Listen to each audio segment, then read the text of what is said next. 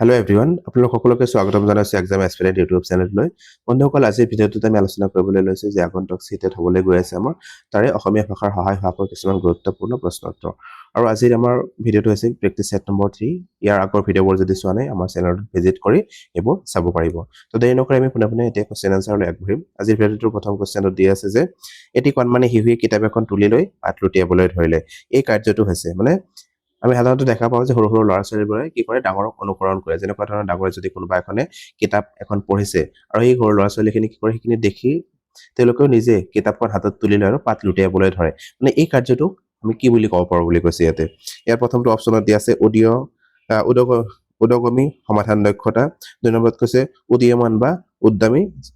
স্বাক্ষৰ দক্ষতা বা ইমাৰ্জেণ্ট লিটাৰেচাৰ। যি অপশ্যন নম্বৰ 2 দি আছে, এইটো ইয়াৰ ক্ষেত্ৰত শুদ্ধ উত্তৰ হ'ব। এই কুৱেশ্যনটো চাব, আপোনালোকে বাৰে বাৰে এনেকুৱা ধৰণৰ কুৱেশ্যন পৰীক্ষাত আহি থাকে। ইয়াৰ আগৰ কুৱেশ্যনবোৰত আমি চাইছোঁ যে কোনোবা এটা শিশুৱে কি কৰে,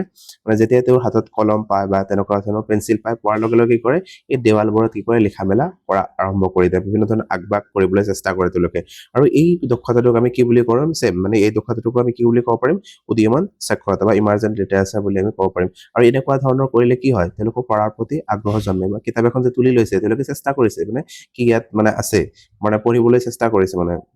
ডাঙৰক দেখিছে আৰু সেইটো চেষ্টা কৰিছে। আৰু কি কৰে, যেতিয়াই পেঞ্চিল এখন পায় বা কলম এখন পায়, পোৱাৰ লগে লগে তেওঁলোকে ৱালত বা বিভিন্ন ধৰণৰ কি কৰে, কিতাপ পাতি পোৱাৰ লগে লগে তাতে আগবাগ কৰিবলৈ চেষ্টা কৰে।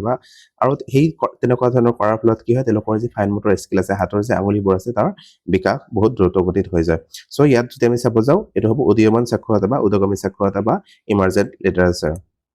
এতিয়া নেক্সট কুৱেশ্যনলৈ, কুৱেশ্যন নম্বৰ 2। কুৱেশ্যন নম্বৰ 2ত এটা উক্তি আৰু এটা যুক্তি দি আছে। প্ৰথমতে উক্তিটোত কৈছে যে জন্মগতভাৱে বা জিনীয়ভাৱে নিৰ্ধাৰিত বাবে শিকাৰুৱে ভাষা শিকে আৰু পৰিৱেশ এই ক্ষেত্ৰত কোনো ভূমিকা পালন নকৰে। ইয়াত কৈছে যে শিশুৰ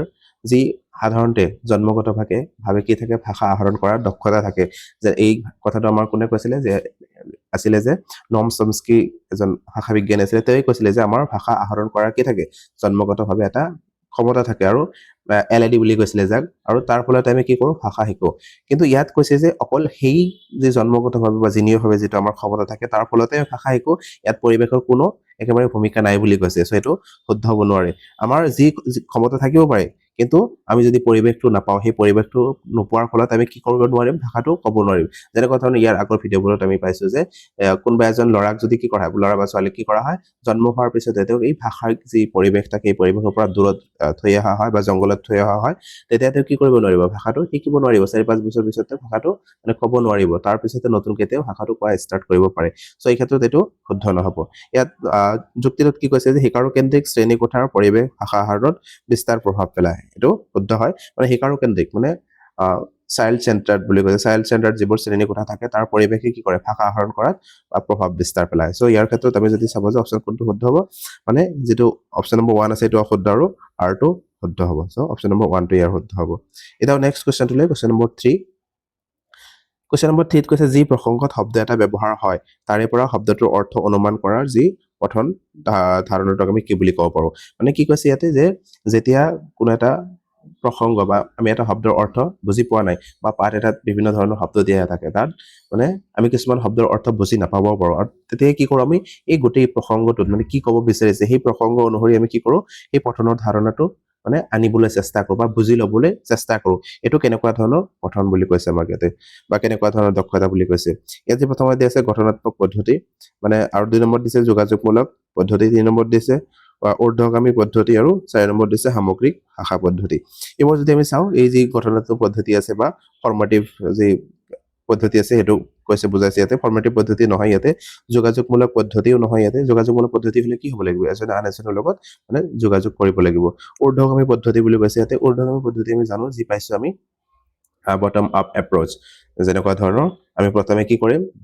সৰু সৰু শব্দ কিছুমান শিকিম বা বৰ্ণবোৰ শিকিম, তাৰপিছত শব্দবোৰ শিকিম, আৰু সেই শব্দবোৰেৰে আমি বাক্য বনোৱা ষ্টাৰ্ট কৰিম। আৰু তাৰপিছত কি কৰিম, এই গোটেই বাক্যটো বা পেৰেগ্ৰাফটো মিলি তাত কি ক'ব বিচাৰিছে, তাৰ সাৰাংশ আমি চাম। এইটো আছিলে ঊৰ্ধ্বগামী পদ্ধতি। আৰু ইয়াত সামগ্ৰিক ভাষা পদ্ধতি, ইয়াত যি বুজাইছে, এইটো হ'ব সামগ্ৰিক ভাষা পদ্ধতি, বা ইয়াৰ আন এটা নাম আমি ক'ব পাৰোঁ যে বটম আপ এপ্ৰচ,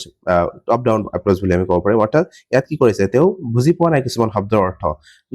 নুবুজাৰ ফলতো কি হৈছে, তেওঁ এই সামগ্ৰিক যি প্ৰসংগটো আছিলে, সেই প্ৰসংগৰ ফলত তেওঁ কি কৰিছে, তাৰ অৰ্থটো অনুমান কৰি লৈছে। এইটো হ'ব আমাৰ সামগ্ৰিক ভাষা পদ্ধতি বা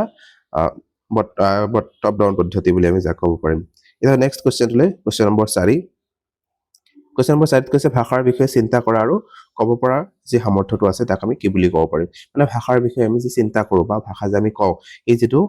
তাৰ সামৰ্থ্য তাক আমি কি বুলি ক'ব পাৰিম অপশ্যন নম্বৰ 1 দিছে ধাতুভাষিক সামৰ্থ্য 2 নম্বৰত কৈছে ধ্বনিতাত্ত্বিক সজাগতা 3 নম্বৰত কৈছে সুদক্ষ কথক আৰু উদ্যমী সাক্ষৰতা নহয় আমি পালোই অলৰেডি উদ্যমী সাক্ষৰতা কি হয় মানে সুদক্ষ কথক ইয়াত তেওঁ কথক বুলি নহয় তেওঁ ভাষাটো যে ক'ব পাৰিছে তেওঁক আমি কথক বুলি ক'ব নোৱাৰো আৰু কৈছে ইয়াতে ধ্বনিতাত্ত্বিক সজাগতা অকল ইয়াত ধ্বনিতাত্ত্বিক সজাগতাই হোৱা নাই ইয়াৰ যি অপশ্যন নম্বৰ 1 টো আছে এইটো হ'ব শুদ্ধ উত্তৰ ধাতুভাষিক সামৰ্থ্য বুলি কৈছে ইয়াতে মানে ধাতুভাষিক সামৰ্থ্য কি হয় যে অকল তেওঁ ভাষাটো কোৱাই নহয় ভাষাটো কোৱাৰ লগে লগে কি কৰিছে ভাষাৰ যি সাংগঠনিক কিছুমান নিয়ম নীতি আছে সেই নিয়ম নীতিবোৰ বা তেওঁ ভাষাবোৰ শব্দ ভাণ্ডাৰবোৰ বা ব্যাকৰণবোৰ তেওঁ ভালকৈ জানে কি প্ৰসংগত কেনেকুৱা ধৰণৰ কথা ক'ব লাগিব তেওঁ সেইটো ধুনীয়াকৈ বুজি পায় এইটোক আমি ধাতুভাষিক সামৰ্থ্য বুলি ক'ব পাৰোঁ ইয়াত কি কৰিছে মানে ভাষাৰ বিষয়ে তেওঁ চিন্তা কৰিছে মানে কোৱাৰ আগতে চিন্তা কৰিছে মানে কেনেকুৱা ধৰণৰ তেওঁ ভাষাটো ক'ব বা কেনেকুৱাকৈ ব্যৱহাৰ কৰিব কি মানে কিবা যাতে ভুল নহয় সেইকাৰণে তেওঁ আগতে চিন্তা কৰি লৈছে আৰু সেইকাৰণে ইয়াত হ'ব ধাতুভাষিক সামৰ্থ্য এতিয়া নেক্সট কুৱেশ্যনটোলৈ কুৱেশ্যন নম্বৰ 5 কুৱেশ্যন নম্বৰ 5ত কৈছে দ্বিতীয় মানত পঢ়ি থকা শিশু প্ৰীতিৰ মাকে কি কৰিছে যে দ্বিতীয় মানত পঢ়ি থকা শিশু প্ৰীতিৰ মাকে শিক্ষকক কৈছে যে শিশুটিয়ে কেতিয়াবা ঘৰৰ ডাঙৰৰ মুখত বা সহোদৰৰ মুখত নুশুনা কথা কিছুমান কৈ দিয়ে এয়া কেনেকৈ সম্ভৱ হয় মানে কৈছে যে মানে মাকজনী বিশ্বাস কৰিছিল যে আচৰণবাদত তেনেকুৱা ধৰণৰ বিশ্বাস কৰিছিলে যেনেকুৱা ধৰণৰ আমাৰ কৈছিলে যে ডাঙৰ যিখিনি কৰে কিবা কাম কৰিছে বা কিবা কথা কৈছে সেইখিনিক অনুকৰণ কৰি সাধাৰণতে ভাষা শিকা যিটো আমাৰ BF স্কিনাৰে কৈছিলে যেনেকুৱাকৈ ইয়াত মাকজনীও তেনেকুৱা ধৰণৰ বিশ্বাস কৰিছিলে যে ডাঙৰৰ মুখত অনুকৰণ কৰিহে ভাষা শিশুৱে শিকে ইয়াত কৈছে যে কেতিয়াও ডাঙৰৰ মুখত শুনা নাই বা সহোদৰৰ মুখত তেনেকুৱা ধৰণৰ ভাষা তেওঁ শুনা নাই তথাপিও তেওঁ কি কৰিব পাৰিছে কিছুমান এনেকুৱা শব্দ ক'ব পাৰিছে এইবোৰ কেনেকৈ সম্ভৱ হয় ইয়াত যি চাৰিটা অপশ্যন দি আছে তাৰে কোনটো শুদ্ধ হ'ব অপশ্যন নম্বৰ 1ত কৈছে সৈদ্ধান্তিক অভিগমন বা পদ্ধতি অনুসৰি শিশুৱে নতুন ভাষা আৱিষ্কাৰ কৰিব পাৰে মানে শিশুৱে নতুন ভাষা কেতিয়াও আৱিষ্কাৰ কৰিব নোৱাৰে মানে কিছুমান শব্দ তেওঁ কি কৰিব পাৰে সেই যি তেওঁৰ ভাষা আহৰণ কৰাৰ দক্ষতা থাকে তাৰ ফলত তেওঁ শিকিব পাৰে সো এইটো নহয় অপশ্যন নম্বৰ 2ত কৈছে যে ডাঙৰক অনুকৰণ কৰিয়েই শিশুৱে ভাষা শিকে এইটোত আমি পালোৱে ডাঙৰক অনুকৰণ কৰিয়ে অকল ভাষা নিশিকে ইয়াত সেইটোৱে কৈছে 3 নম্বৰ অপশ্যনত দি আছে মানৱ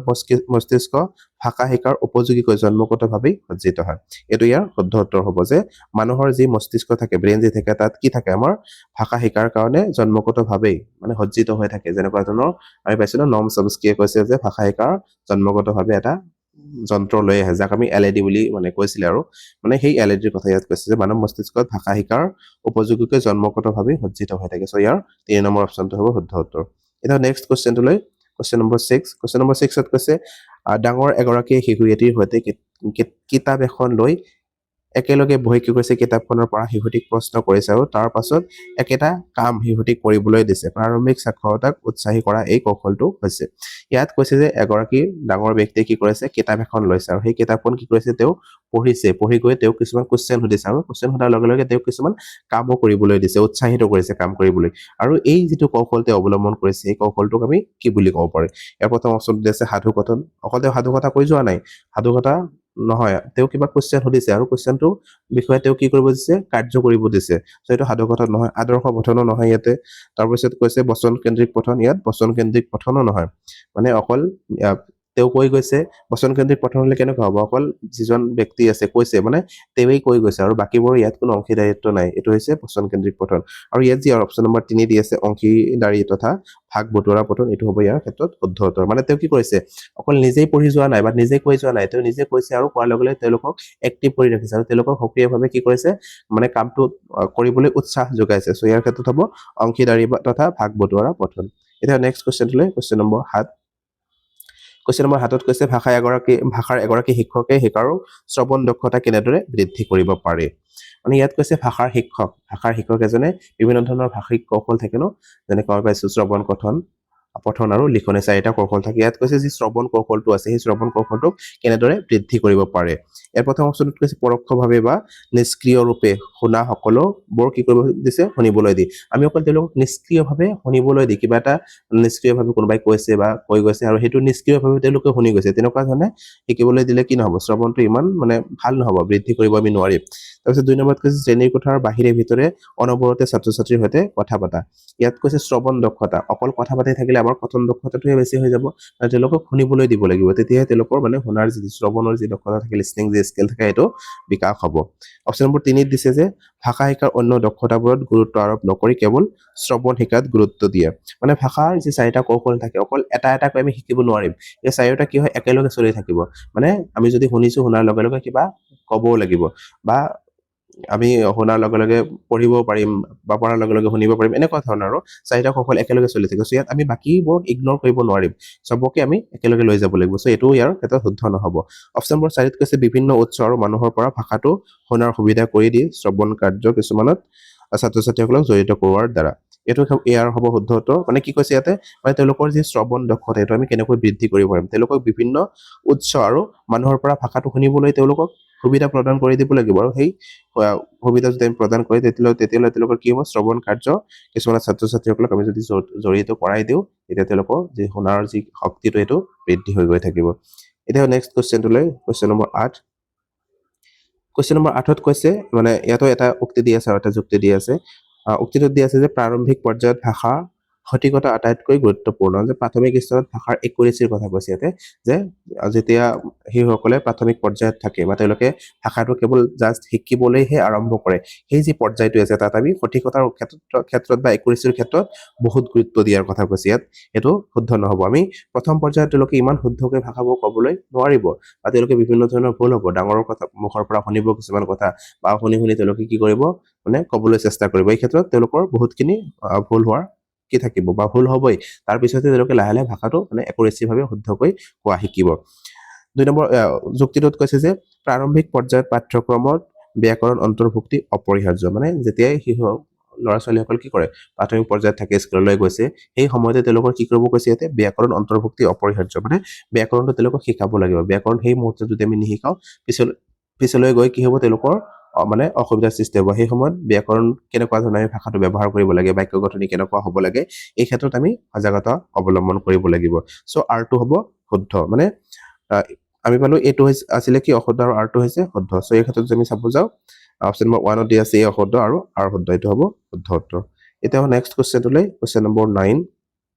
কুৱেশ্যন নম্বৰ 9 কি কৈছে যে ভাষাৰ প্ৰকৃতিৰ বিষয়ে তাত্ত্বিক স্থিতি আৰু বিশ্বাস ভাষা শিকনৰ প্ৰকৃতি আৰু এই দুয়োটা শিকন পদ্ধতিগতভাৱে সজাই লোৱা কাৰ্যটোক কি বুলি আমি ক'ব পাৰো যে ইয়াৰ যিটো মানে কৈছে ইয়াতে এটা সংজ্ঞা দিছে আৰু সংজ্ঞাটোক আমি কি বুলি ক'ব পাৰিম বুলি কৈছে এইটো হ'ব শুদ্ধ উত্তৰ অপশ্যন নম্বৰ 4 অভিগমন বা পদ্ধতি ইয়াক আমি একোটা কি কৰিব পাৰিম পদ্ধতি বুলি ক'ব পাৰিম আৰু এই পদ্ধতিৰ ফলতে কি কৰে মানে আমাৰ যি শ্ৰেণী কোঠা থাকে বা ছাত্ৰ ছাত্ৰীসকলৰ পাঠ্যক্ৰম যি দিয়া হয় এই যি পদ্ধতি আছে বা অভিগমন আছে এই পদ্ধতিৰ জৰিয়তে কি কৰে সেইবোৰ মানে নিৰ্ধাৰণ কৰা হয় বা নিৰ্ণয় কৰা হয় বা ডিজাইন কৰা হয়